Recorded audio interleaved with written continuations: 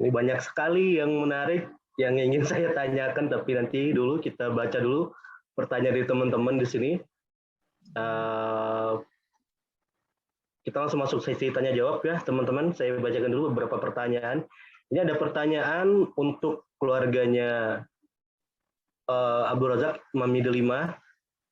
Ini ada wartawan Kompas Adrian Fajriansah, cucu dari Bapak Syarofi Astro. Dia bertanya apakah kami boleh mewawancarai Ibu Nyai Delima untuk menulis buku sejarah keluarga. Silakan Mami. Atau keluarga yang mewakili Abdul Razak. Mami Delima mohon jawab, Mam. Dari Kompas, dari wartawan Kompas ya kalau nggak salah Pak Robi ya. Wartawan Kompas sekaligus cucu dari Syarofi Astro ya. Ya, dari cucu Syarofi Astro, Mam. Untuk dapat, kalau Mami berkenan untuk dapat diwawancarai mengenai sejarah perjuangan Yai Abdul Razak. Kalau umpamanya bisa berkenan, mohon diberikan jadwal. Karena sekarang kan lagi COVID-19 ini, jadi sensitif sekali ya, sangat sensitif. Jadi nanti kapan bisa bertemu, nanti bisa berhubungan dengan adiknya saya di situ ya. Adik saya namanya Stella Dia. Jadi untuk dapat kapan kiranya dapat Mami diwawancarai. Asal Mami berkenan, Mam, untuk diwawancarai untuk Yai Abdul Razak yang kita cintai. Dan COVID-19 ini yang sangat membentur kita ya. Jadi untuk dapat bertemu, jadi mungkin persyaratan untuk ketemu Mami mungkin ada beberapa yang harus kita ikuti untuk supaya kita mengikuti prokes. Antara lain untuk dapat sebelum ketemu ada swab dulu dan lain-lain, Mas Robi. Oke, Ibu, terima kasih sekali. Ya, saya putrinya, Putri Mami Delima. Saya, Wiwit Tatung saya. Oh iya, Ibu Anissa, terima kasih banget. Ya, Ibu Anissa ini adalah anak tertua dari Ibu Delima ya. Kok tahu? Dan bagi yang suka jalan-jalan mungkin pernah nginep di hotelnya Bu Anissa kali di Palembang ya. Di mana itu? Saya nggak punya hotel, Mas Robi. Oke, boleh saya lanjutkan pertanyaan selanjutnya Bu ya. Saya ada Japri Ibu di grup di Zoom ini, Ibu. Ya. Saya baca pertanyaan selanjutnya aja dulu ya untuk Pak Syaf. Pak Syaf. Ya. Ini ada pertanyaan dari Eka Nuraini. Saya Eka izin bertanya bahwa Bapak Razak tadi biografinya Demang di beberapa tempat di Sumsel. Demang itu apa ya Pak? Terima kasih, sehat selalu. Silakan Pak Syaf. Ya, Demang itu jabatan di dalam struktur pemerintahan Belanda. Ya, jadi kalau kita samakan sekarang, ya, itu kira-kira selepel dengan hampir-hampir bupati, ya, Demang itu, ya, tinggi jadi jabatannya, ya, itu. Kalau Pasirah tadi kepala marga, ya, di atas Pasirah itu Demang. Nah, jadi sekian banyak marga, ya, misalnya ada 10 marga misalnya, nah 10 marga itu dipimpin oleh seorang Demang, ya. Nah, itu istilah Belanda yang digunakan, ya. Sedangkan marga tadi terdiri dari banyak dusun, ya. Di Sumatera Selatan itu tidak ada istilah desa. Desa itu kan ada di istilah Jawa. Nah, jadi yang aslinya di Sumsel ini ya dusun. Nah, sekian banyak dusun, ya, mungkin 10, mungkin 20 dusun, ya, itu jadi satu marga. Kepala marga itu Pasirah. Nah, pimpinan dari Pasirah-Pasirah yang ada itu namanya Demang, ya. Nah, jadi itu urutannya, ya.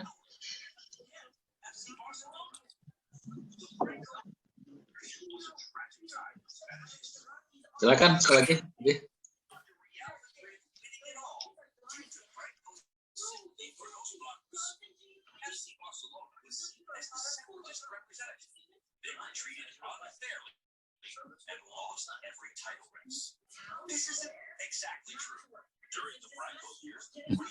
Saya membuka.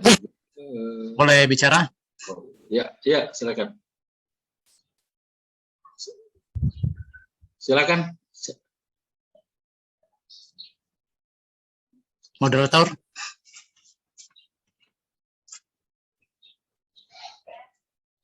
Langsung aja Pak.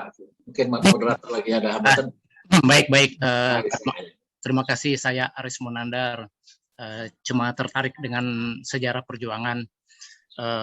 Jadi yang disampaikan oleh Pak Saprudin tadi, saya terima kasih sudah bertambah pengetahuan.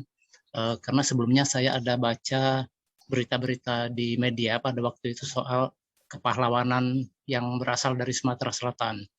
Nah, dalam pengertian saya, pahlawan itu berbeda dengan pegawai. Jadi pahlawan orang yang melakukan sesuatu dan punya risiko. Tapi kalau pegawai, dia melakukan sesuatu karena imbalan, digaji. Nah, jadi ketika saya baca-baca berita itu, pengorbanan apa yang pernah yang terjadi sama Pak Rozak misalnya. Oh, tadi terjawab, rupanya dia pernah ditahan oleh Jepang, bukan oleh Belanda. Karena pada era Belanda itu kan ada dua sifat perjuangan, yaitu kooperasi dan non-kooperasi. Soekarno dan kawan-kawan itu bersifat non-kooperasi, tidak mau sama sekali bekerja sama dengan Belanda, sementara Pak Rozak dia menjadi pegawainya Belanda. Oke, itu. Terus, tadi menyinggung soal ketentaraan tadi. Kita di Sumatera Selatan ini kan tidak tentaranya tentara Jepang, tidak ada tentara Kenil, tidak ada tentara Belandanya gitu. Ya. Nah, jadi saya tertarik sama yang satu tentara mayor siapa tadi itu, kalau dia bersikukuh dengan pangkatnya mayor. Nah, jadi ada dua pertanyaan dalam diri saya, mengapa pada waktu itu tentara Jepang di Palembang itu bersedia dikoordinasikan oleh tentaranya Kenil di Jawa. Padahal tentara yang ada di Palembang itu kan tidak ada hubungan dengan tentara di Jawa. Gajinya juga cari sendiri. Nah, itu pertanyaan, mengapa mereka bersedia dikoordinasikan oleh tentara-tentara di Jawa. Terus yang kedua, peristiwa proklamasi itu kan suatu peristiwa politik, bukan peristiwa administrasi atau birokrasi. Kita tahu di mana-mana yang namanya revolusi, contohnya di Yugoslavia, di Soviet, ketika terjadi suatu revolusi, itu muncul banyak negara. Nah, sementara di Palembang sendiri, ketika ada proklamasi di Jakarta, Palembang sepertinya bersedia menjadi subordinasi daripada proklamasi di Jakarta. Padahal kan Palembang ini kan punya negara sendiri awalnya kan, negara Palembang, Darussalam, Sultannya Sultan Mahmud Badarudin, kemudian dimakzulkan oleh Belanda, setelah itu terjadi kekosongan pemerintahan. Jadi maksud saya, Palembang tidak pernah takluk oleh pemerintahan di Jawa.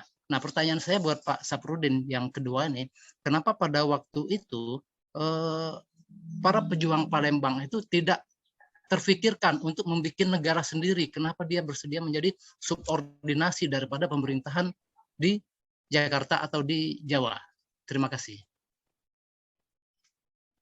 Oke, mungkin. Terima kasih Pak Aris. Maaf Pak Syaf, mungkin dijawab dulu yang pertanyaan sebelumnya soal apakah pernah ada buku yang terbit mengenai Pak Abdul Rozak atau dari keluarga Abdul Rozak sendiri. Mami Delima mungkin ada yang mau disampaikan?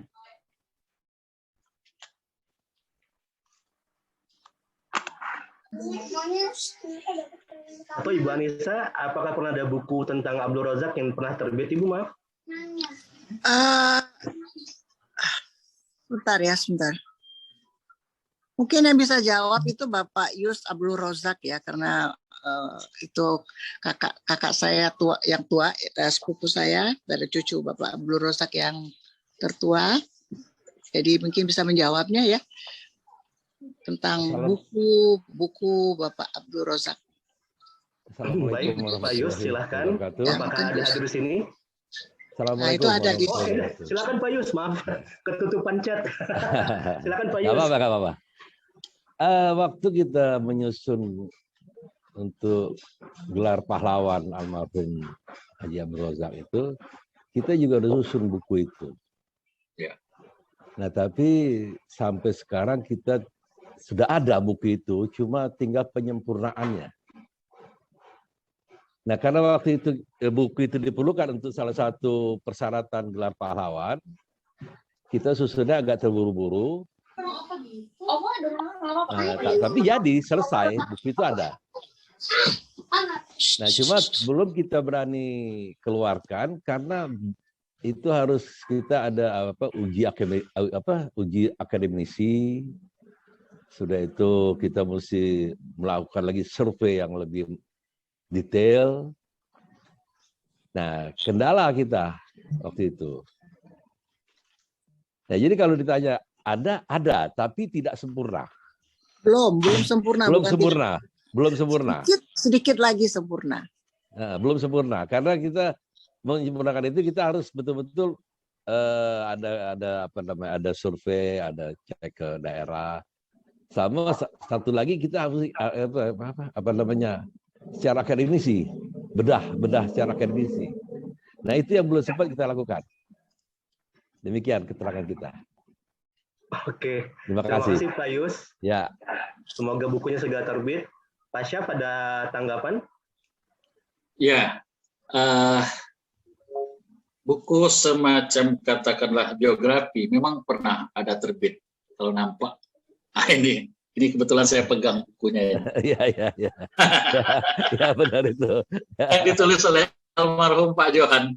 Ya, betul. Ada bukunya. Saya yang pegang ada. Saya dulu dapat dari almarhum Pak Johan. Ya. Ya, nah, memang itu kita perbaiki itu. Ya, betul itu Pak. Jadi Pak Yus, memang ini perlu beberapa penyempurnaan memang dari ini ya. Karena memang yang menulisnya waktu itu Pak Johan, Pak Ali Mansur. Ali Maksum ya. Ya, Pak Ali Mansur masih ada ya. Cuma memang seingat saya memang belum ada di bawa ke bedah buku belum ada. Belum. Itu memang. Karena kita juga ada rencana dengan Pak Mirsa Pansuri. Ya. Itu hari, tapi beliau juga punya kesibukan lain dan kita juga punya kesibukan lain. Jadi tertunda sementara itu. Iya, betul. Iya. Oke, giliran saya menjawab dari Pak Aris tadi ya. Silakan Pak. Terima kasih Pak Yus. Sama-sama, terima kasih. Jadi saya mencoba menjawab apa yang ditanyakan oleh Pak Aris tadi ya. Yang pertama begini. Jepang itu menyadari betul untuk mempertahankan wilayah yang sangat luas se-Asia Tenggara ini, dia tentu tidak mempunyai kekuatan militer, personilnya itu kekurangan. Sebab dalam Perang Asia Timur Raya itu, Jepang menguasai mulai dari Filipina, Cina, sebagian Cina, kemudian Filipina, Vietnam, Thailand, ya, Malaysia sampai ke Indonesia. Sangat luas sekali wilayah yang dikuasainya. Nah, ini tidak memungkinkan bagi Jepang untuk menyiapkan pasukan dari bangsa Jepang sendiri untuk melawan pasukan sekutu yang akan datang menyerbu. Ya, kemungkinan itu akan terjadi. Nah, dengan dasar pertimbangan itu, kemudian Jepang mau melibatkan rakyat. Ya, melibatkan rakyat Indonesia itu di dalam pertama itu dicoba melalui Jawa Kokai, ya, melalui Palembang Kokai. Nah, tapi ini sifatnya hanya kebaktian saja, membaktikan saja, tapi tidak diikat oleh aturan militer. Ya.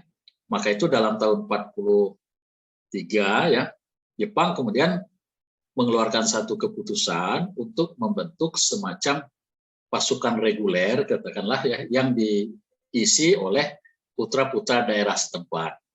Nah, ini di Jawa ada, itu yang namanya PETA, Pasukan Pembela Tanah Air, itu di Jawa.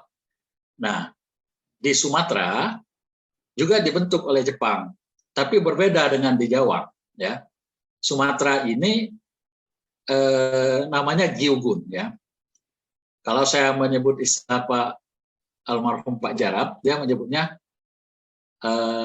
Sumatera Gyugun Kanbu katanya itu. Jadi Gyugun Angkatan Darat Sumatera.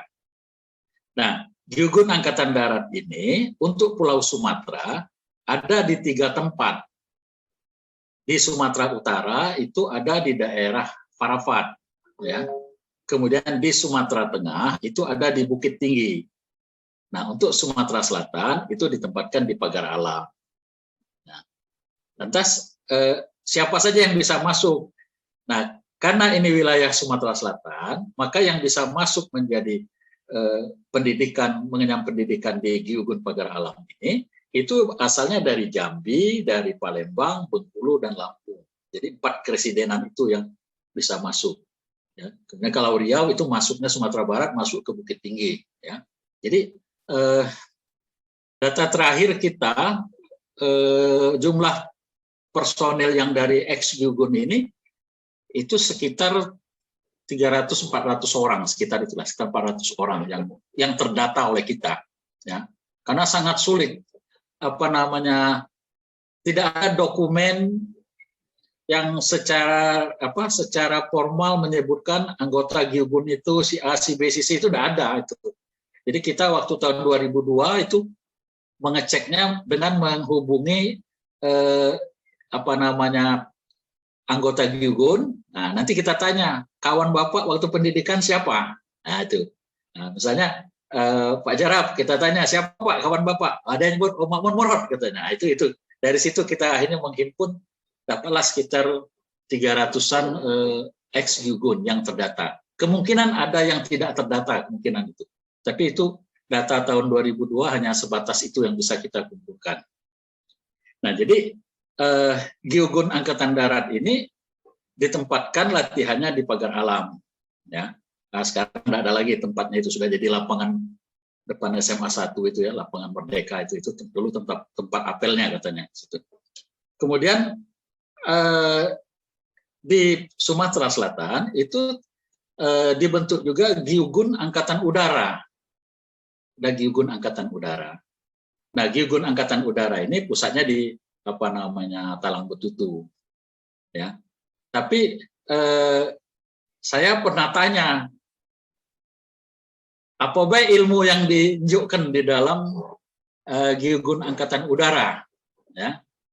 Nah, waktu itu kita dapat jawaban, kami cuma ditugaskan menjaga lapangan Talang Betutu, kemudian kalau istilah sekarang semacam pasukan anti serangan udara. Nah, gitu ya. Jadi tidak nyopir kapal terbang, tidak dia, ya. Itu hak orang Jepang. Ya. Jadi tidak jadi pilot pesawat tempur. Ya. Mereka cuma berada di tugasnya mengamankan Talang Betutu, ya, dari serbuan sekutu. Ya. Nah, selain itu juga di Palembang itu dibuat juga satu lapangan terbang lagi di daerah Sekojo. Itu zaman Jepang itu. Ya, sekarang sudah jadi perumahan, sudah hilang ya, di tempat Ajendam itu sekarang. Nah, satu lagi ada lapangan terbang itu di arah Prabu Muleh, di daerah lupa saya namanya. Sebelum Prabu Muleh ya. Karangenda, Pak. Karangenda. Nah, ya, daerah Karangenda itu ada juga lapangan terbang. Sekarang tinggal bekas menara towernya saja sekarang. Kalau lapangannya sudah jadi perumahan sekarang. Ya. Nah, ini yang disiapkan oleh Jepang. Jadi mengapa Jepang membentuk kekuatan militer itu? Karena dia merasa tidak akan mampu menghadapi sekutu ya yang punya kekuatan yang lebih penuh, ya. Karena wilayahnya yang sangat luas tadi, ya. Nah, ini yang kita melihatnya. Dan di awal-awal kemerdekaan, ya, ex-Gyugun ini yang punya peran yang besar di dalam mengatur strategi pertahanan di Palembang ini, ya.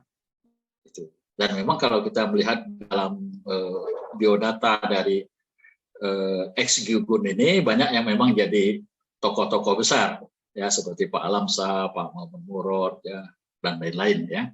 Nah, Pak Dhani Effendi itu dari Gyugun Angkatan Udara, ya. Yang terdata oleh kita ada sekitar 15 orang yang dari Gyugun Angkatan Udara itu. Antara lain Pak Sanap sama Pak Akagani, ya. Nah, yang lainnya itu mereka juga lupa. Jadi susah kita. Ya, tahun 2000 itu waktu kita wawancara itu, ya mereka lah lupa katanya kawan aku siapa. Jadi memang wawancaranya harus simultan. Kalau simultan 2 orang atau 3 orang, nah dia bisa saling ingatkan. Oh, si Anu katanya. Tapi kalau satu-satu memang agak sulit waktu itu. Ya. Tapi ada yang saya ingat itu Pak Dhani Effendi sama Pak Sanap, ya. Itu Pak Sanap setelah pengakuan kedaulatan tidak meneruskan bidang militer, ya, sehingga pangkatnya cuma terakhir kapten, ya. Pak Dhani meneruskan juga, ya, sampai brigjen pangkat Pak Dhani, ya.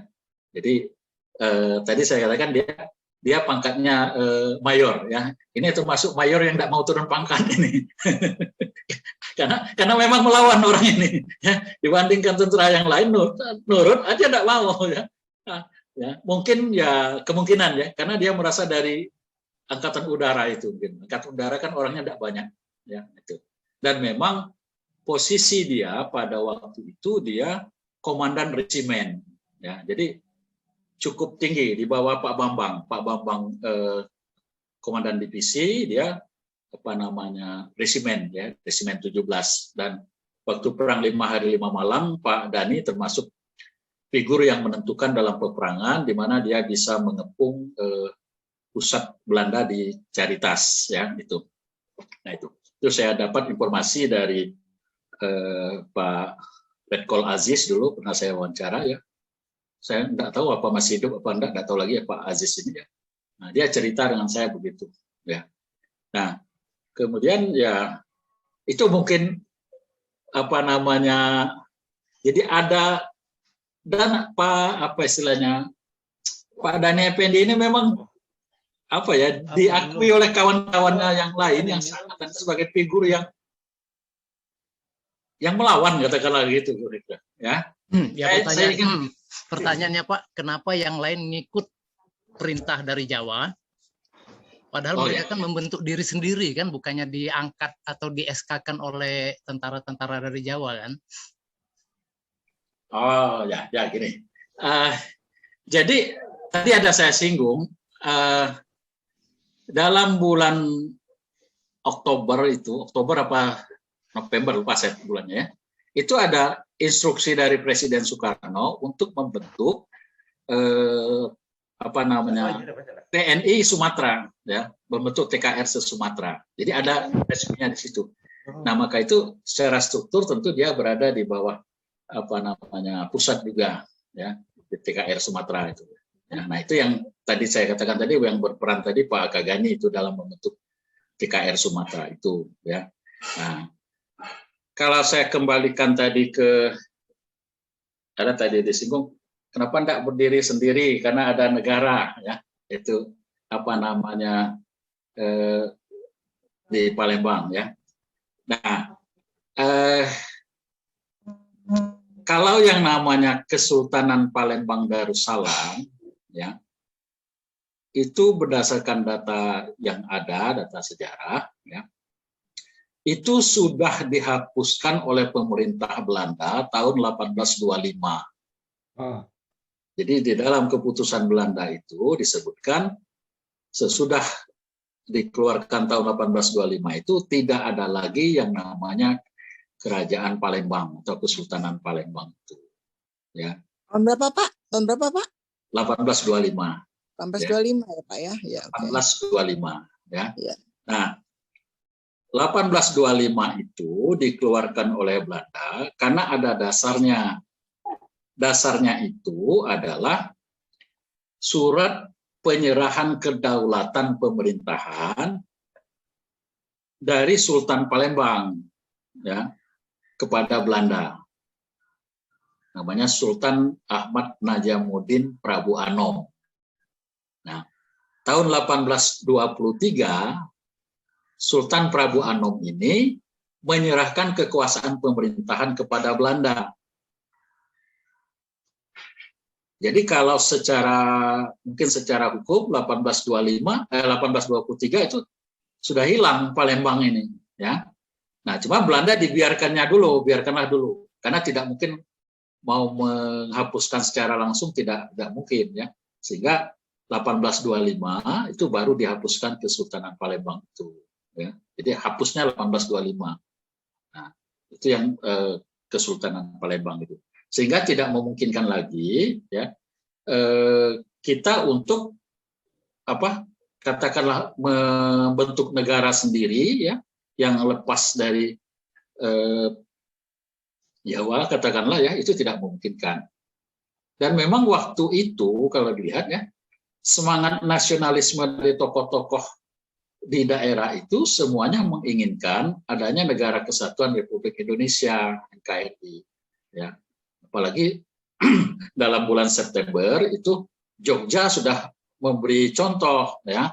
Sultan Hamengkubuwono IX sudah memberi contoh mengatakan bahwa Kesultanan Yogyakarta ikut bergabung di dalam pemerintah Republik Indonesia, ya. Nah, jadi ini pukulan juga bagi kesultanan-kesultanan lain yang mendukung pada pemerintah RI pada waktu itu, ya. Nah, saya kira itu masalahnya, ya. Jadi tidak memungkinkan kita untuk mendirikan sendiri karena nggak ada lagi kesultanan itu sejak 1825, ya. Kalau mau secara hukumnya 1823. 1823 itu Sultan menyerahkan kekuasaannya kepada Belanda. Habis Sultan kita. Oleh Belanda hapusnya 1825. Ya. Dapat kesempatan ya, Pak, ya. Oke. Saya kira itu, Pak Aris, ya. Oke, Pak Aris, kita lanjut ke pertanyaan selanjutnya, Pak Syaf, ya. Terima kasih Pak Aris atas pertanyaannya. Ini ada Muhammad Fikri, Pak Syaf, mahasiswa sejarah Unsri. Pertanyaan adalah, mengapa memilih Lubuk Linggau, Lahat, dan Perbumulih sebagai tempat administrasi dan markas? Apakah ada faktor-faktor atau latar belakang atau hal yang sangat mendukung? Terima kasih. Silakan Pak Syaf. Oh ya, dia tidak sekaligus itu, ya. Perbumulih dijadikan markas subteritorial Palembang di bawah Pak Bambang Utoyo setelah berakhirnya Perang 5 Hari 5 Malam. Kemudian Lahat, ya, dijadikan sebagai markas, katakanlah pusat pemerintahan sipil di bawah pimpinan Pak Razak, ya, juga setelah pertempuran 5 Hari 5 Malam. Ya. Mengapa kedua daerah itu yang diambil? Karena daerah itu belum diduduki Belanda. Ya. Nggak mungkin kan mendirikan tempat di markas Belanda, kan nggak mungkin itu kan, maka daerah itu masih aman. Nah, begitu juga nanti dari Lahat pindah ke Lubuk Linggau, ya, pindah ke Lubuk Linggau karena daerah itu belum disentuh oleh agresi ke-1. Nah, ya, maka itu nanti sesudah agresi ke-1, ya, pemerintahan sipil itu pindah ke Lubuk Linggau, ya. Kresidenan Palembang itu pindah ke Lubuk Linggau, ya. Kemudian Gubernur Provinsi Sumatera Selatan Pak Isa itu pemerintah dari Curup, ya. Pak Bambang Utoyo itu dari Muara Beliti, ya. Nah, ini ada posisi yang penting, ya, untuk mengamankan daerah pemerintahan ini, ya, daerah markas subkos di Lubuk Linggau, pusat pemerintahan di Lubuk Linggau, ya, Curup, ya. Maka ada 3 jalur yang bisa ditempuh kalau mau masuk ke Lubuk Linggau, yaitu melalui jalur tebing tinggi, melalui jalur pagar alam, ya, daerah Lintang, ya, kemudian melalui jalur Sekayu.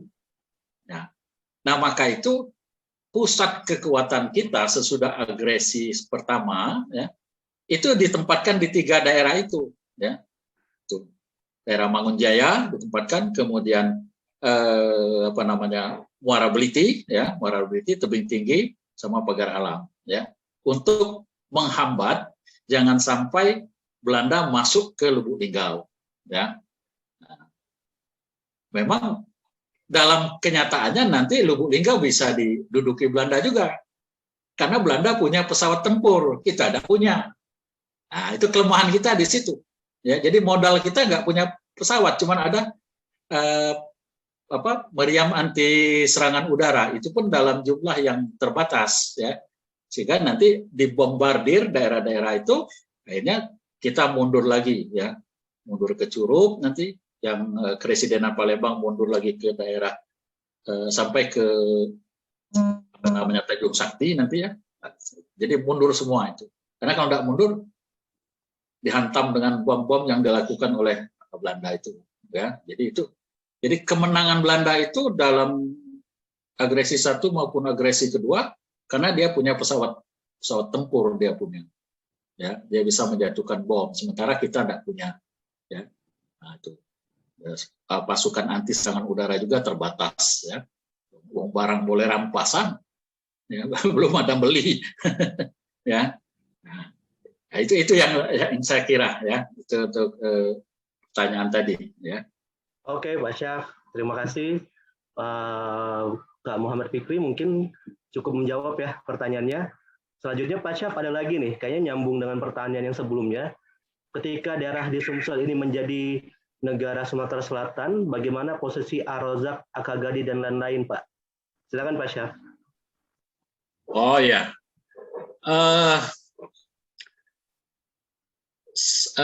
salah satu strategi Belanda untuk menguasai wilayah Indonesia itu, ya, bukan salah satu, lebih dari satu, ya. Pertama, Belanda itu melakukan aksi militer, ya, kekuatan militer untuk menduduki wilayah-wilayah Palembang, wilayah-wilayah yang dikuasai oleh Republik. Itu yang pertama. Ya. Yang kedua, membentuk negara-negara boneka di daerah-daerah yang sudah diduduki Belanda. Nah, dalam kaitan itulah, ya, sejak 1947, setelah 5 hari 5 malam, Palembang itu dikuasai oleh Belanda. Ya. Maka ini memungkinkan Belanda untuk mendirikan negara boneka. Ya. Jadi dalam tahun 47 itu, di Palembang ada satu pemerintahan Belanda yang namanya pemerintahan Rikomba. Ya. Rikomba. Ya, jadi itu pemerintahan Belanda. Nah, Rikomba ini yang, ya, katakanlah mempengaruhi tokoh-tokoh di daerah untuk membentuk pemerintahan sendiri, ya, sehingga lahirlah negara Sumatera Selatan itu pada tahun 48 akhir itu, 48, ya.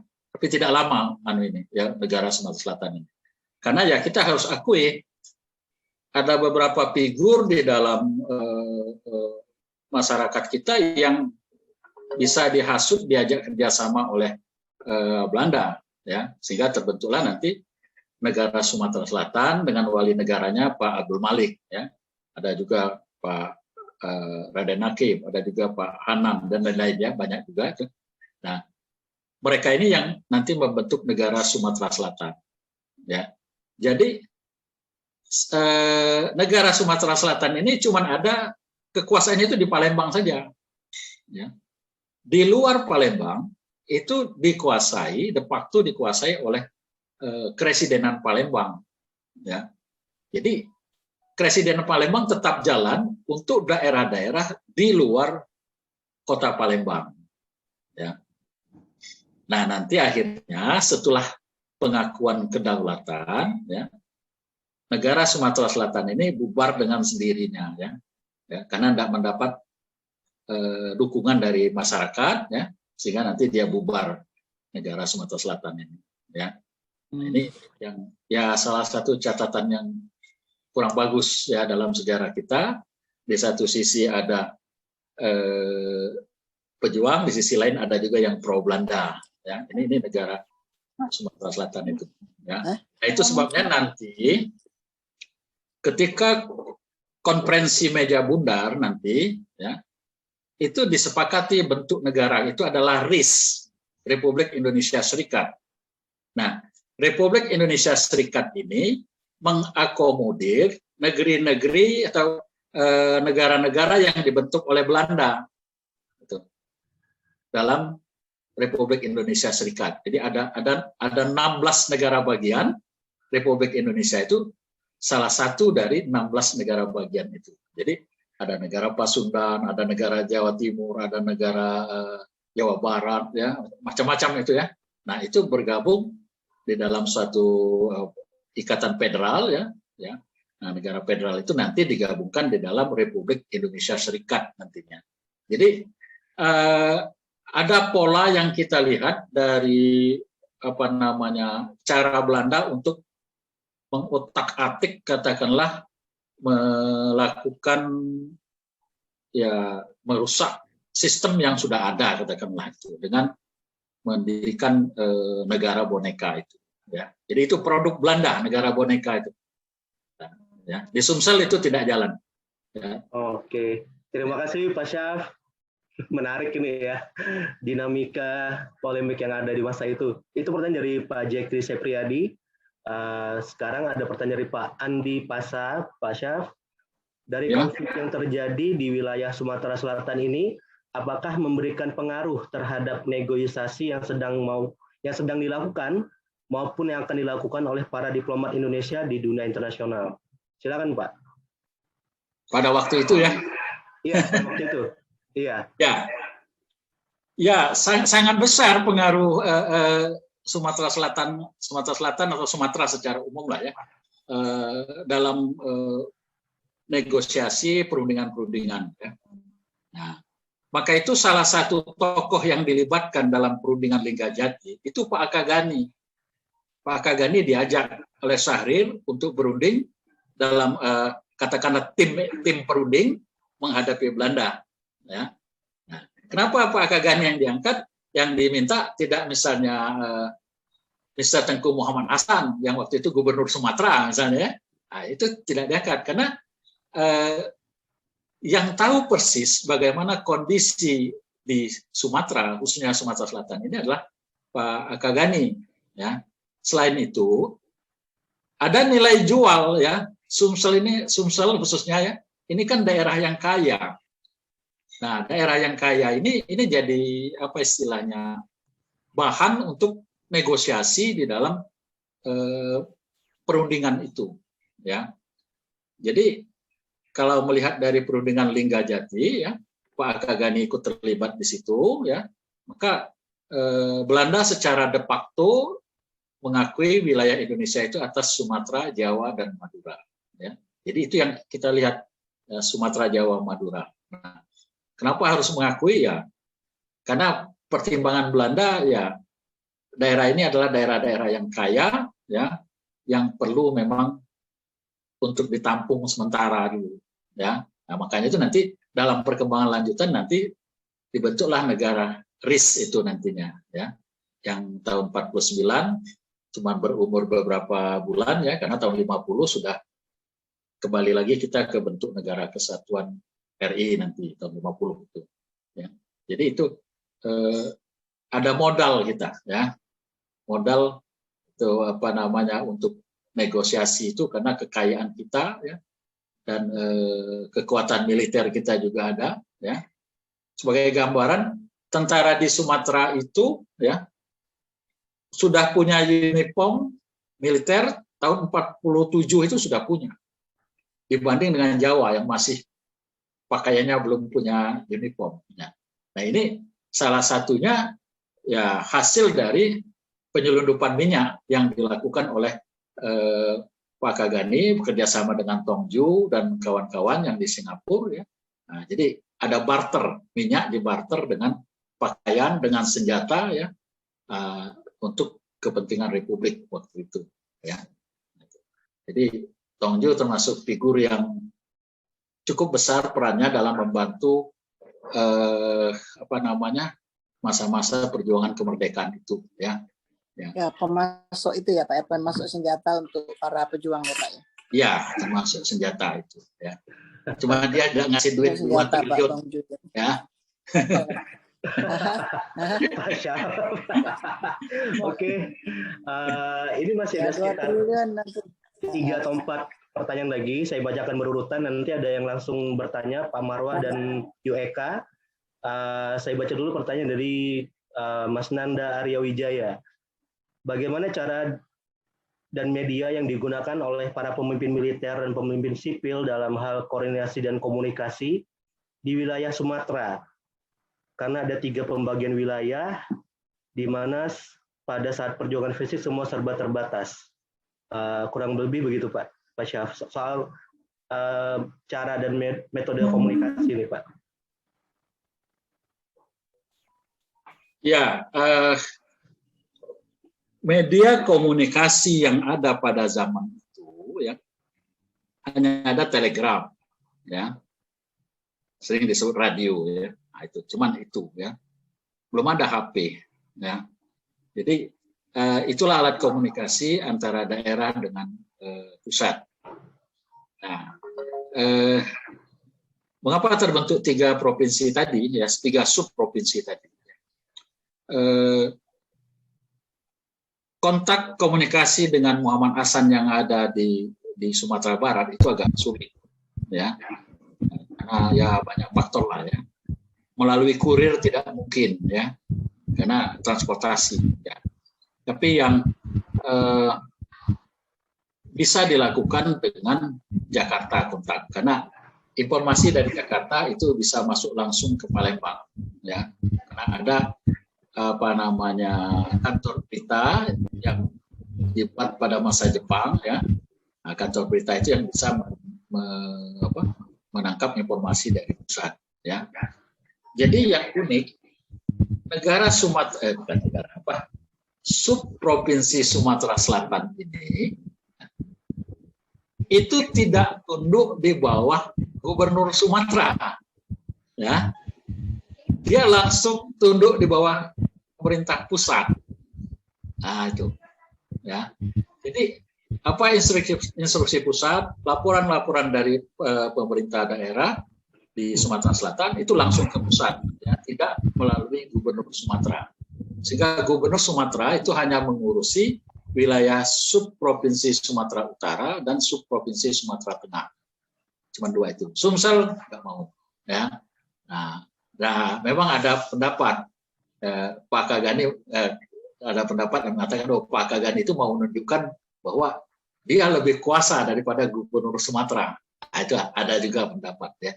Tapi bisa jadi karena faktor itu faktor hubungan komunikasi yang lebih lancar dengan Palembang dengan Jakarta itu ya.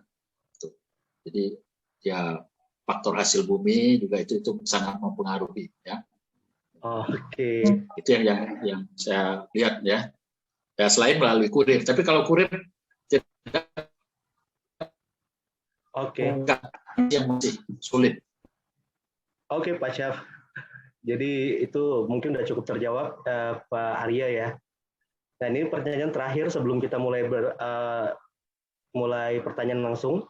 Ini dari Jawa Barat, Pak. Ada yang bertanya mengapa saat agresi militer 1 dan 2 tidak ada DITII di Palembang atau Sumsel, cuma ada di Aceh, di Sumatera. Silakan, itu Pak Marwah bertanya tuh, bagus sekali. Kenapa? Apa tadi? Kenapa di Palembang tidak ada DITII pada saat agresi militer, Pak? Oh ya. Oke, silakan Pak. Ya seingat saya memang tidak ada DITII di Sumatera Selatan ini karena memang ada laskar-laskar ya, termasuk laskar Hizbullah Sabilillah memang ada di Palembang ini ya. Tapi mereka bersama-sama dengan TNI ya, laskar-laskar ini bersama TNI dia berjuang ya. Nah, nantinya di dalam tahun 48 ya, 48 atau 49 gitu ya, laskar-laskar ini digabungkan ya oleh pihak militer, digabungkan menjadi satu batalion dia nanti ya. Nah, gabungan dari laskar-laskar itu dimasukkan dalam satu batalion khusus yang terdiri dari laskar-laskar. Jadi status dia sebagai bagian dari TNI ya. Saya lupa nama komandannya itu ya. Itu ya. Tapi salah satu pimpinannya itu adalah Pak Abi Hasan Said. Ya, Pak Abi Hasan Said itu dalam struktur di Laskar, dia pimpinan partai, Nafindo ya, Laskar Nafindo dengan pangkat waktu itu mayor dia ya. Nah, ini beda. Laskar dengan TNI ini beda naik pangkatnya. Kalau Laskar itu tidak begitu ketat proses naiknya itu. Kalau di dalam TNI ini agak lebih terbuka ya, lebih tertutup, lebih susah naiknya itu. Maka nanti ketika digabungkan laskar-laskar ini di dalam satu batalion ya, nah itu saya lupa namanya, Pak Abi Hasan Said itu berubah jadinya, dia menjadi TNI, dia tidak lagi menggunakan pangkat laskar tapi menggunakan pangkat TNI ya. Kalau saya tidak salah itu termasuk yang diturunkan satu tingkat ya, jadi dari mayor turun ke kapten. Nah, jadi kalau di Jawa DITI ini kan asalnya dari laskar ya, laskar Hizbullah Sabilillah dan laskar-laskar yang berorientasi keagamaan Islam terutama ya. Nah, mereka tidak ditampung di dalam struktur militer ya, mereka dibiarkan lepas sendiri itu. Nah, ini yang membuat mereka ada rasa kecewa ya, sehingga nanti menggerakkan memisahkan diri itu ya. Nah, ini memang DITI itu sebagai salah satu dampak dari adanya rasionalisasi TNI ya.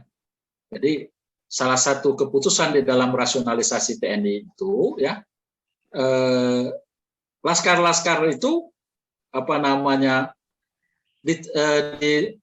adanya penurunan pangkat tadi ya. Nah, di Sumatera Selatan laskar-laskar itu cepat ditampung dalam satu wadah. Nah, dalam satu wadah sehingga aman dia ya, tidak sampai memberontak seperti DITI ya.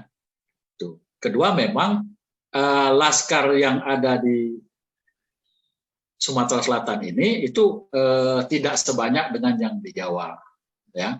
Itu DITI itu lahir sebagai rasa kecewa ya terhadap adanya rasionalisasi reorganisasi TNI yang dilakukan pada masa Kabinet Hatta ya.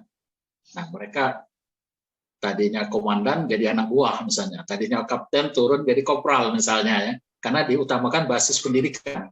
Nah, itu yang ya orang-orang yang merasa kecewa ya, nah, sehingga muncullah DITI itu tahun 48 itu ya. Ini yang kita melihatnya di, kalau di Palembang aman dia ya, Sumsel aman karena dia ditampung di dalam, dimasukkan dalam struktur organisasi TNI itu ya, satu batalion kalau saya tidak salah dia. Berarti yang di Palembang termasuk yang cukup cekatan dan bijak Pak ya, mengambil keputusan mungkin. Oh iya, wong Palembang nih cepat bertindak, ya selalu maju selangkah. Pemberani. Kalau bahasa Palembang, ngecepi dulu. Wong Palembang maju 2 langkah, yang lain masih di belakang. Saya memberi contoh begini, ya. Ketika daerah lain belum menyiapkan pemerintahan, ya, masih menunggu keputusan sidang PPKI, ya. Di Palembang sudah mendahului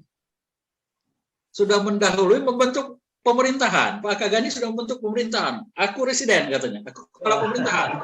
Rojak wakil aja. Nah, itu yang mendahului. Ya. Kalau kita lihat 23 Agustus itu. Ya, padahal daerah-daerah lain di luar Palembang, ya di Jawa itu belum ada yang berani. Nah, Palembang God. Ya, baju selangkah itu. Ya. Nah. Wong Palembang itu dado inje monggo ida. Apa kamu? Aku nggak gawe. Gawat. Iya, ada gawe loh. Ya, jadi itu satu langkah lebih maju dari daerah lain, ya, lebih cepat bergerak, ya. Itu juga tentara, ya. Ya. Jakarta masih menunggu daerah lain masih menunggu instruksi Jakarta untuk membentuk BKR TKR, ya. Palembang 25 Agustus sudah bentuk BKR, ya. Nah, itu. Makanya dulu, ya, hari jadi Kodam 2 Sriwijaya itu jatuh pada 25 Agustus dulu. Oh, iya. Itu, kalau Bapak Ibu ingat, ya, 25 Agustus dulu. Karena kita dului. Nah, kemudian keluar keputusan dari Menteri Panglima Angkatan Darat, kalau saya tidak salah, dari Menhankam, ya, itu hari jadi Kodam tidak boleh mendahului hari ABRI. Nah, ya. Maka akhirnya mundurlah hari ulang tahun Kodam itu jatuh 1 Januari 1946, ya, sesuai dengan bentuknya Subkos. Oke, Pak Syaf. Ini ya. Ada yang telah menunggu, Pak. Pak Marwah. Marwah. Silakan Pak Marwah disampaikan pertanyaannya. Ini Tuan Guru Marwah. Nah, terima kasih, moderator. Pertama, salut ini.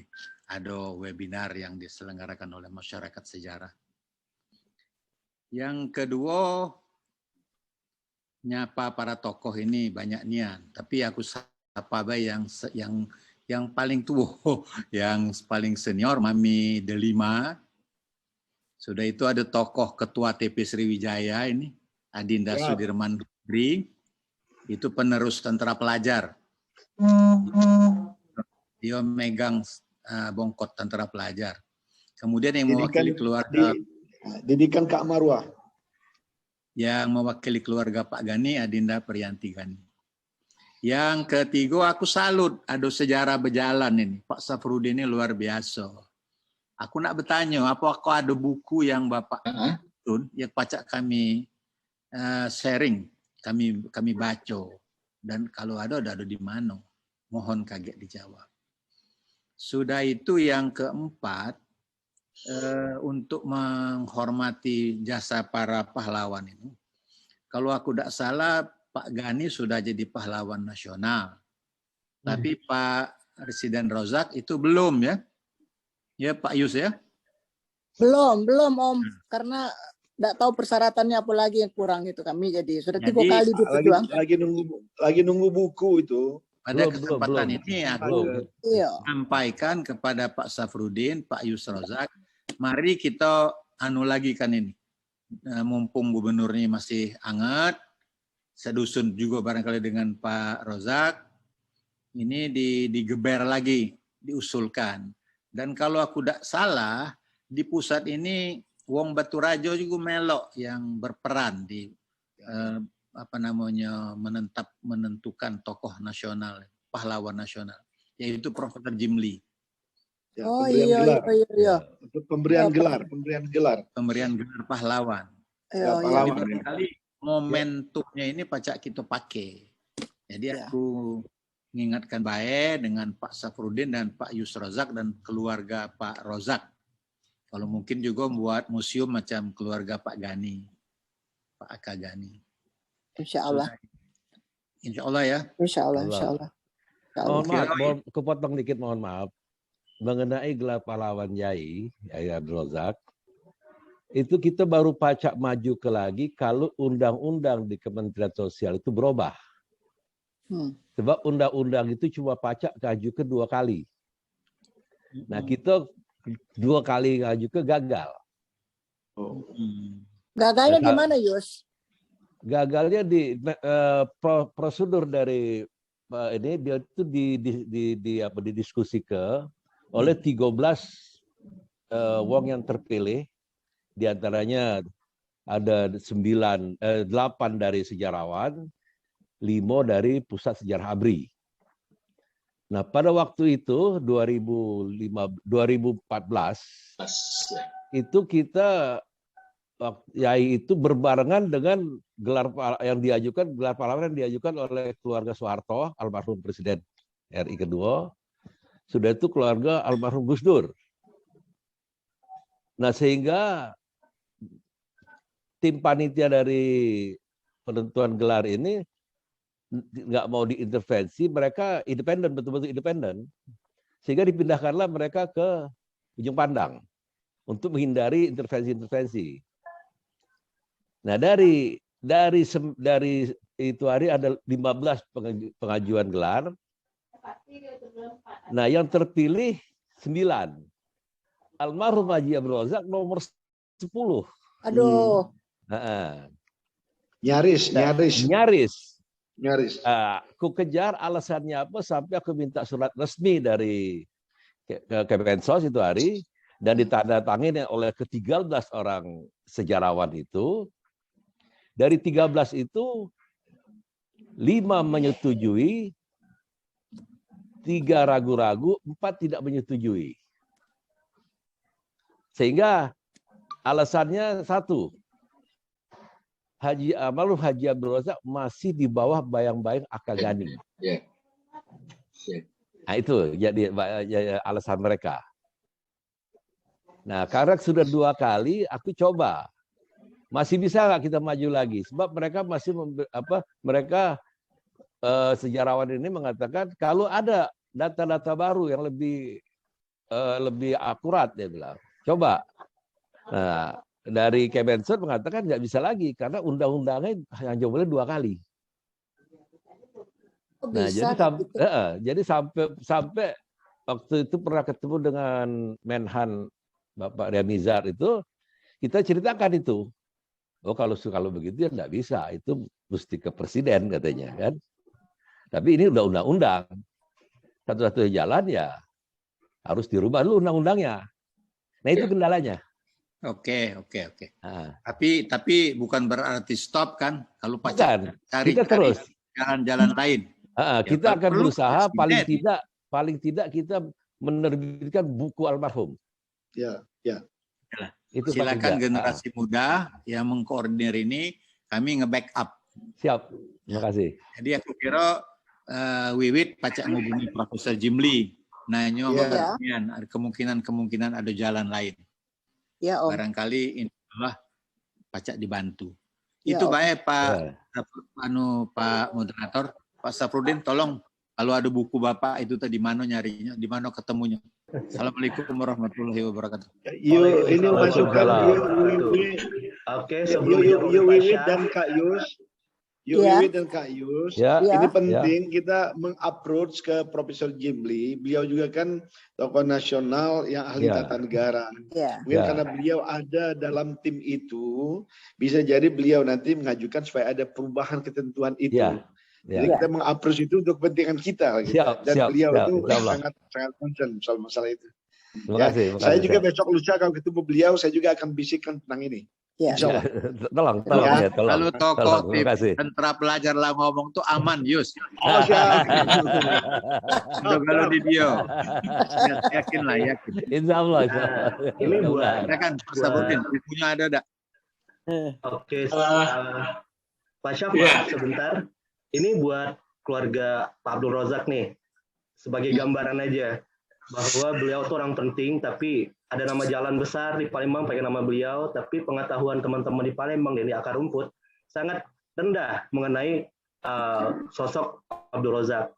Sampai akhirnya kemarin ada yang bertanya malahan, apa hubungan antara Residen Abdul Razak dan Letda Abdul Razak? Apakah orang sama atau orang yang berbeda? Nah, jadi karena itulah di awal-awal tadi kami sampaikan bahwa mungkin kalaupun tidak bisa menjadi pahlawan nasional, tapi setidaknya ada semacam museum atau galeri atau pusat informasi yang bisa didatangi oleh teman-teman untuk mendapatkan informasi yang memadai mengenai sosok Presiden Abdul Razak. Oke, gitu aja Bapak. Selanjutnya Pak Syaf, silakan dijawab pertanyaannya. Ya,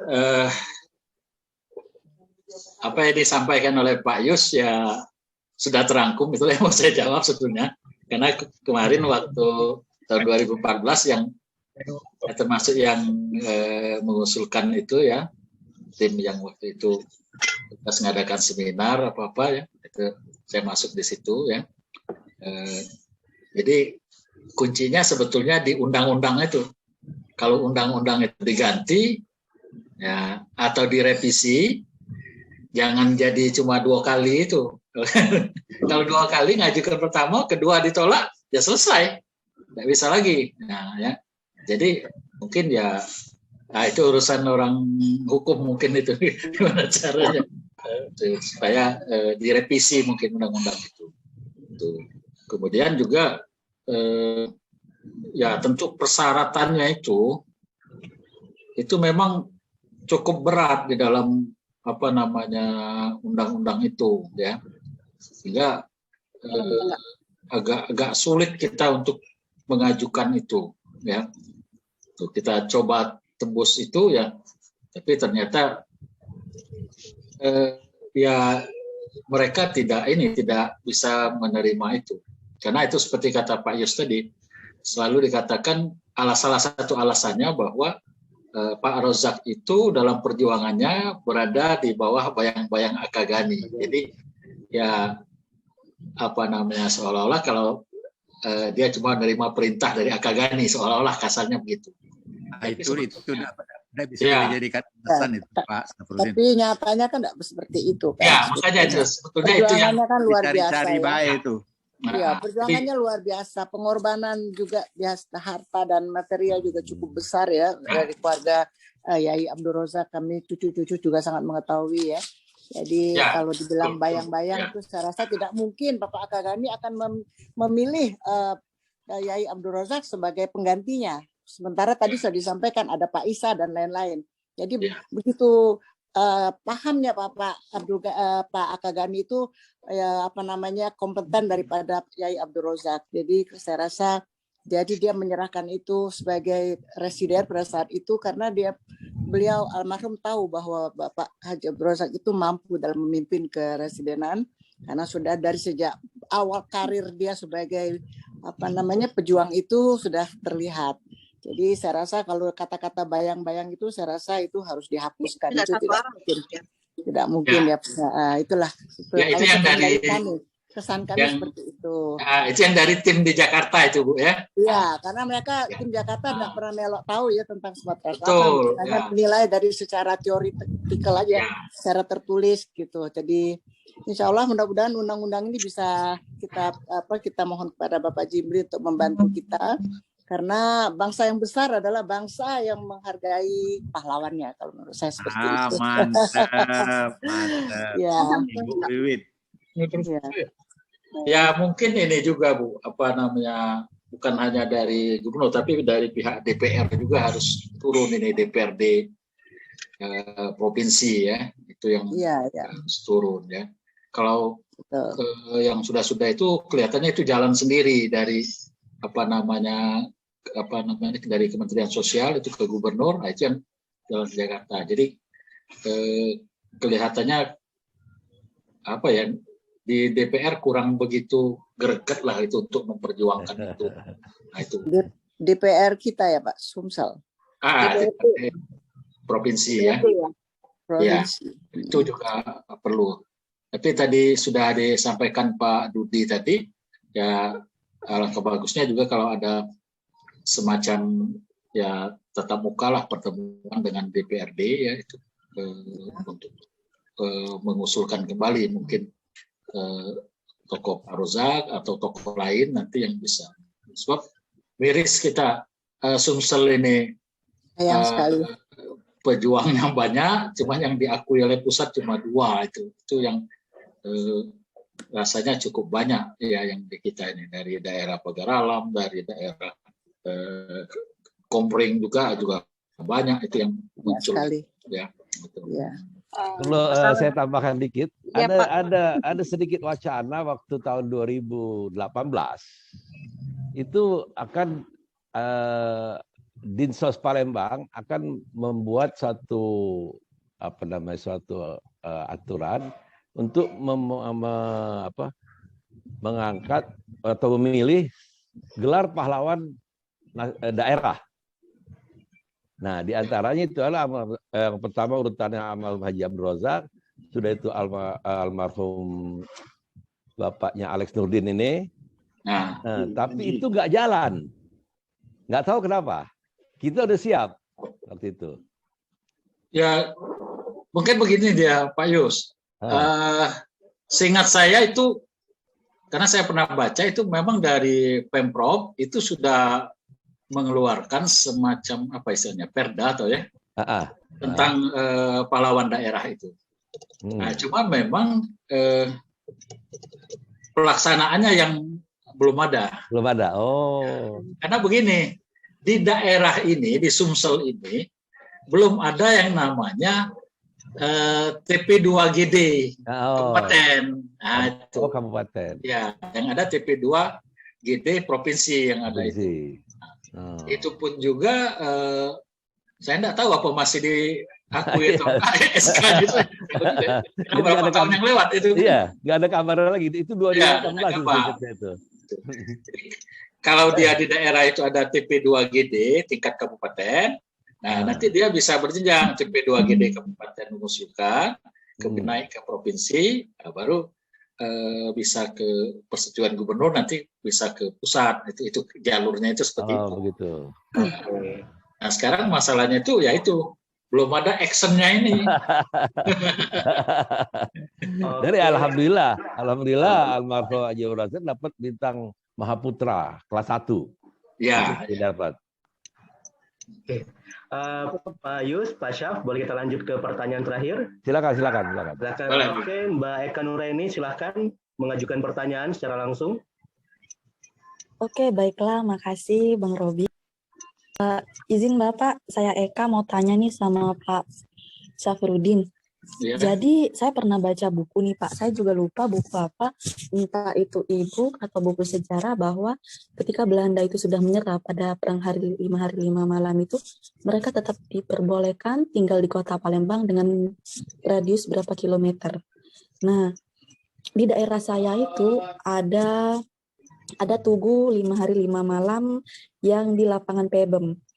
Berdasarkan cerita lama pun saya pernah mendengar bahwa Pebem itu ialah nama dari pemimpin Belanda yang pernah tinggal di daerah tersebut. Van Bem apa itu? Lalu itu juga dibuktikan dengan beberapa bangunan arsitekturnya Belanda yang ada di sekitar monumen itu. Saya mau tanya nih Pak, apakah statement itu benar atau hanya fiktif belaka? Terima kasih Pak Syafruddin. Iya. Dalam langsung saya jawab Rob ya. Silakan Pak. Pada awal kemerdekaan itu ya, selain kalau Gyugun Heiho itu bentukan Jepang ya.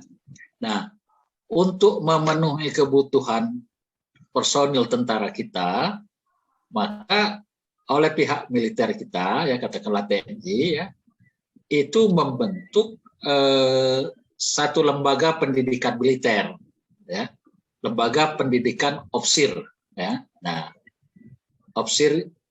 lembaga pendidikan opsir Pebem, ya.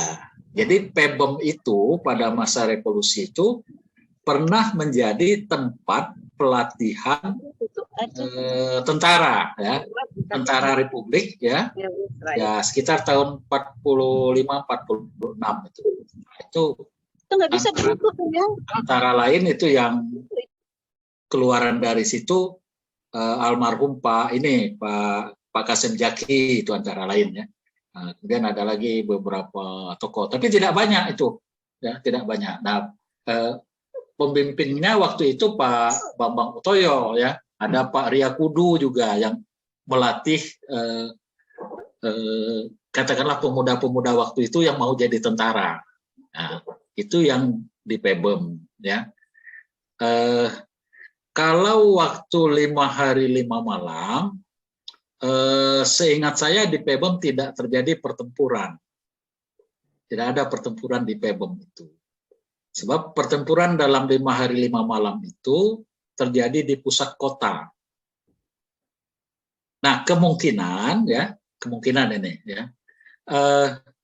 Setelah mundur 20 km ya dari pusat kota ya, kemungkinan ada pasukan-pasukan yang di daerah itu yang mundur menyeberang ke Kertapati melalui Pebem. Kemungkinan itu. Ya, kemungkinan itu. Tapi kalau dalam perang 5 hari 5 malam, saya belum menemukan sumbernya yang menyebutkan ada pertempuran di daerah itu. Ya. Nah, jadi kemungkinan ada keliru ya, menuliskan nama monumen itu kemungkinan itu. Karena saya juga tidak tahu kapan monumen itu didirikan ya. Nah, inilah salah satu kelemahan kita di Sumatera Selatan atau di Palembang ini ya. Kita sering menganggap peristiwa-peristiwa sejarah atau katakanlah tokoh-tokoh sejarah itu dianggap tidak ditanyakan kepada yang memang secara akademik ada di bidang itu, ya, sehingga ada kerancuan jadinya, ya. Tuh. Saya memberi contoh, misalnya ada satu nama jalan di daerah Sukobangun itu, ya, Sukobangun 1, itu ada nama satu jalan, nama jalan itu Tentara Kenil, ya. Jadi Tentara Kenil, tentara Belanda yang bermusuhan pada waktu Revolusi Pisik. Nah, kemudian sesudah pengakuan kedaulatan, ya, Tentara Kenil ini bergabung ke dalam TNI. Nah, namanya diabadikan di situ. Ya, nah, ini yang rasanya kurang tepat, ya, itu yang kejadian. Karena ya maaf kita tidak pernah dilibatkan dalam hal-hal yang seperti itu, ya.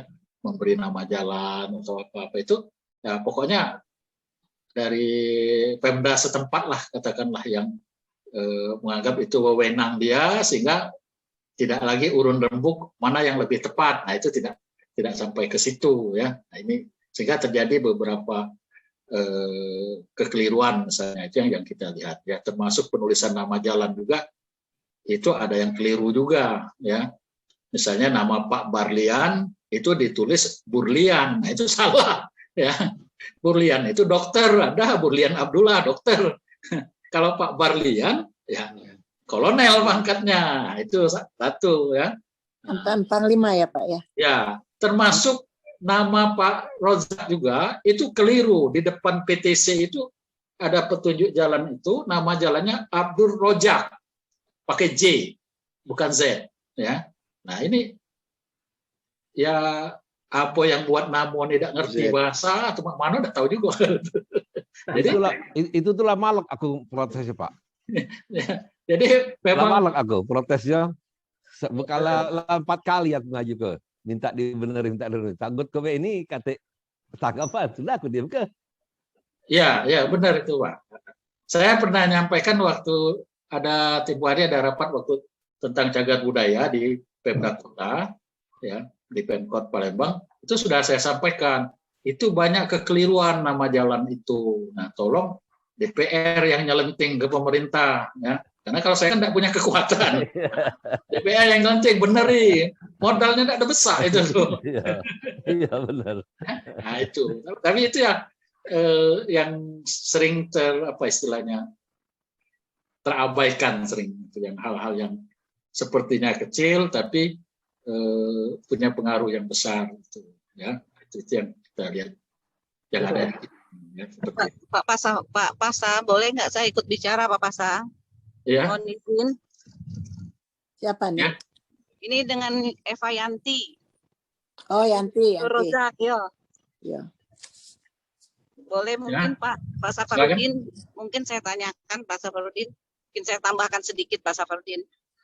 Seperti syarat-syarat yang lalu, ya, masalah Yai Abdur Rozak, kan itu salah satu alasannya yang paling besar itu adalah bayang-bayang akadani.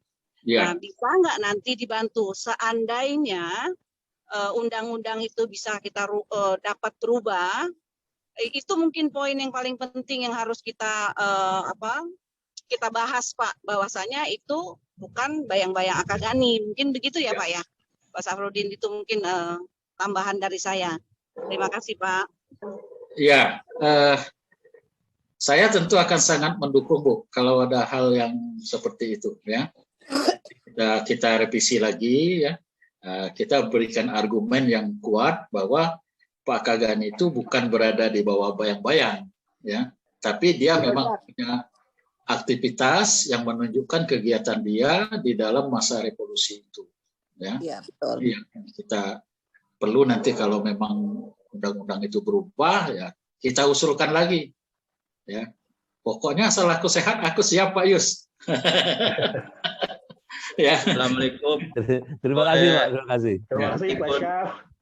Ikut ini bertanya langsung. Oke, nah ini yang tadi cucu dari, silakan Kak Adrian, silakan.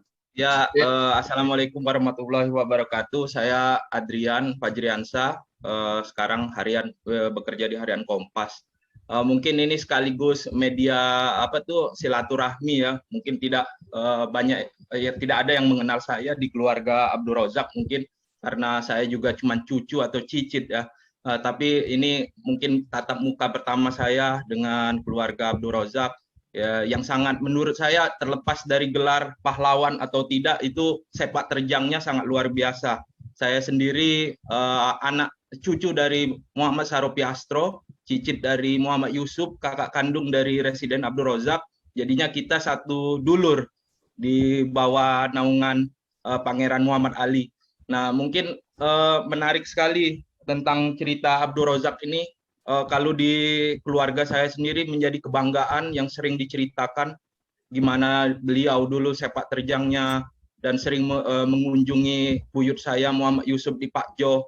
Nah, ini makanya saya punya ketertarikan dengan diskusi ini dan penting sekali untuk saya jadi catatan sejarah untuk saya sendiri yang berniat untuk membuat juga buku mengenai sejarah keluarga kita bersama, terutama Pangeran Muhammad Ali dan Sarima. Nah, ini kepada keluarga langsung dari Residen Abdul Rozak, kebetulan ada Nyai Delima yang paling senior, paling sepuh, yang punya hubungan langsung dengan Residen Abdul Rozak, artinya jarak dia dengan Pangeran Muhammad Ali itu lebih dekat dibandingkan kita semua. Nah, terlepas dari sepak terjang kepahlawanan, saya lebih tertarik mengenai mungkin bagaimana seorang Residen Abdul Rozak ini di dalam tatanan pemerintahan adat. Tadi Pak Safrudin Yusuf sempat membahas bahwa Kesultanan Palembang Darussalam dihapuskan oleh Belanda 1825. Nah, yang saya tahu, maaf kalau salah, mungkin bisa menjadi bahan koreksi bersama, bahwa Persirah ini adalah perpanjangan kekuasaan Kesultanan Palembang Darussalam di daerah-daerah uluan. Nah, ketika Belanda menduduki wilayah Sumatera Selatan, menghapuskan kesultanan, bagaimana kedudukan dari sistem tatanan adat dari Pangeran Muhammad Ali tersebut? Apakah dia masih meneruskan perpanjangan kekuasaan kesultanan, ataukah dia dibawa bayang-bayang penjajah Belanda? Kemudian daripada itu, Residen Abdul Rozak sendiri sebagai anak, kalau nggak salah anak ke-7 ya. Ketujuh, paling bungsu. Karena ini buyut saya Muhammad Yusuf itu anak ke-6, jadi sangat berdekatan dengan Abdul Rozak. Nah, saya sempat juga dapat bagan silsilah keluarga. Di dalam bagan silsilah keluarga tersebut kan bahwa setiap keluarga itu mendapatkan jabatan-jabatan adat seperti itu, seperti Muhammad Yusuf sebagai juru tulis marga dengan gelar Raden Astrowinoto. Nah, sementara Abdul Rozak di dalam bagan itu kenapa tidak diterahkan seperti itu? Apakah memang Residen Abdul Rozak sendiri sudah melepaskan diri dari sistem tatanan adat tersebut karena dia lebih menyibukkan diri kepada karir di sipil dia sendiri? Sementara adiknya sendiri Zainal Abidin itu menjadi pemangku Prabu Pembarap. Nah, itu mungkin menjadi pertanyaan juga. Kemudian kalaulah memang sistem Persirah ini di bawah perpanjangan penjajah Belanda, bagaimana seorang Residen Abdul Rozak justru melakukan perlawanan atau perjuangan kepada pemerintah penjajah, sementara sistem adat yang ada di kampung halamannya di Rasuan itu di bawah bayang-bayang Belanda, kalaulah itu memang benar. Nah, bagaimanalah jadi apakah tidak jadi kontraproduktif itu? Di satu sisi sistem kepersirahan itu di bawah kedudukan Belanda, di sisi lain dia melakukan pertentangan terhadap Belanda. Apa momen penting yang membuat mungkin Residen Abdul Razak sendiri melakukan perlawanan terhadap penjajahan tersebut? Mungkin demikian sekalian sebagai bahan diskusi, silaturahmi, berbagi informasi kita bersama di sini. Terima kasih. Assalamualaikum warahmatullahi wabarakatuh. Terima kasih Pak Adrian. Sebelum Pak Syaf menjawab, teman-teman, ini adalah pertanyaan terakhir yang bisa disampaikan hari ini. Sekarang sudah pukul 12.36. Ini pembahasan sangat menarik. Mungkin akan kita lanjutkan lagi di lain kesempatan. Jadi kami serahkan sekarang jawaban untuk pertanyaan terakhir ini kepada Pak Syaf. Silakan Pak Syaf. Ya, terima kasih Pak Adrian. Salam kenal. Ya, jadi begini. Sesudah Kesultanan Palembang dihapuskan, maka wilayah Kesultanan Palembang itu dijadikan sebuah keresidenan. Jadi keresidenan Palembang dengan residen pertamanya itu Jan Isaac van Sevenhoven, orang Belanda. Nah, untuk daerah van Sevenhoven, ya. Apa Van Heaven? Van Sevenhoven. Kalau mau panjangnya Jan Isaac van Sevenhoven, ya. Oke, tahun 1825 ya. 1825 ya. Nah, van Sevenhoven ini menata dia. Jadi menata pemerintahan Belanda di Palembang ya. Untuk di Palembang dia angkat ya, kalau sekarang ini semacam apa ya, semacam perdana menteri lah katakanlah ya, Pak Pangeran Kramajaya ya. Itu di penata di Palembang. Tapi untuk di luar Palembang itu sistem yang sudah ada tidak dirubah. Jadi sistem marga yang sudah ada pada zaman Kesultanan Palembang itu tidak dirubah.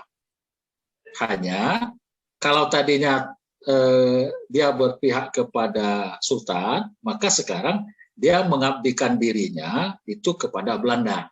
Nah itu. Ini salah satu strategi Belanda supaya di daerah tidak timbul gejolak. Nah, jadi Pasirah ya itu tetap kepanjangan tangan. Kalau tadinya dari Sultan, dia menjadi kepanjangan tangan dari pemerintah Belanda. Nah, itu. Dan begitu juga seterusnya. Ya, ke bawahnya juga seperti itu. Jadi memang tidak dirubah Belanda. Ya.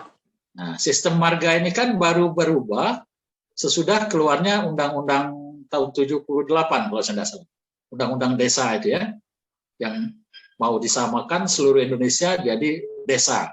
Nah, itu. Sehingga banyak dusun yang sebetulnya belum cocok untuk jadi desa dijadikan desa. Ya, itu. Undang-Undang nomor berapa itu? Tahun 78 saya ingat. Marga dihapuskan. Nah, jadi itu. Kalau sebelumnya kita tetap mengikuti sistem marga. Ya. Nah, memang Pasirah punya beberapa kewenangan ya di dalam itu. Ya, dalam menjalankan pemerintahan. Ya.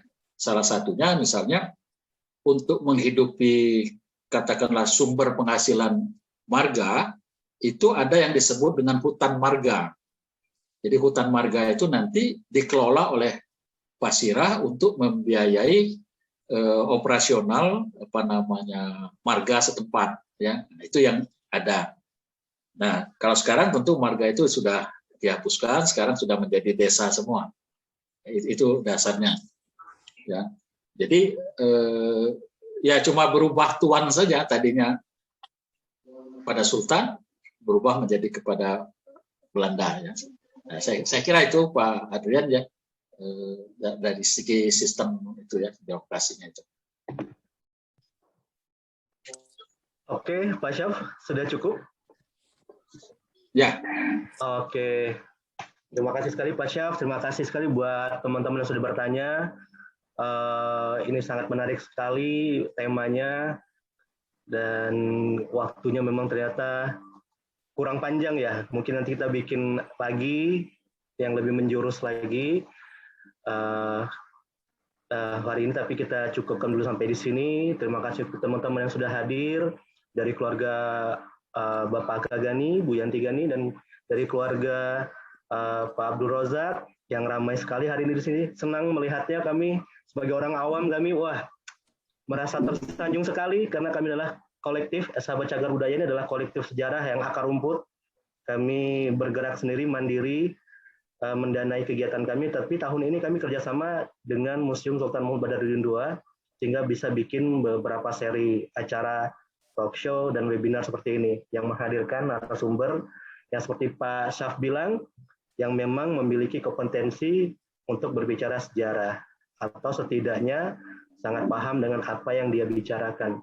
Nah, sebagai clue untuk akhir tahun ini kami mungkin akan hadirkan lagi Pak Syaf untuk bicara mengenai suasana di Palembang menjelang perang 5 hari 5 malam. Ini bahkan Pak Syaf pun belum tahu kayaknya. Ini surprise. Tapi terima kasih sekali buat yang sudah hadir sini. Ada Pak Mario dari Lahat, Wakil Bupati dari staf khusus Bupati Bidang Pariwisata Lahat. Ada Pak Berlian tadi dari Museum Subpos Lubuk Linggau. Ada Mami Delima yang masih ikut dari awal sampai akhir. Luar biasa. Pak Yus Rozak, salam kenal. Bu Anissa, salam kenal. Pak Sudirman Dehari, salam kenal juga. Pak Marwah. Semuanya saya nggak bisa sebut satu persatu. Luar biasa sekali acara hari ini. Dan juga dari teman-teman dari luar kota, ada dari Jawa Barat yang juga sudah hadir, teman-teman dari Jawa Barat dan dari Jawa Timur tadi kalau nggak salah ada juga. Jadi terima kasih atas kehadiran Bapak-Bapak, Ibu-Ibu semua. Kami dari Sahabat Cagar Budaya dan Museum Sultan Mahmud Badarudin II meminta maaf untuk semua salah kata dan perbuatan. Semoga pertemuan hari ini adalah awal untuk menjalin silaturahmi yang lebih erat lagi di antara teman-teman, cucu-cucu, anak cucu pejuang, dan teman-teman yang lebih awam tapi ingin tahu mengenai sejarah Palembang. Jadi kami berharap ini adalah langkah awal untuk hubungan yang lebih baik lagi dan informasi yang lebih banyak lagi mengenai kedua tokoh ini yang tersebar ke masyarakat. Kami akhiri acara ini di sini. Wassalamualaikum warahmatullahi wabarakatuh.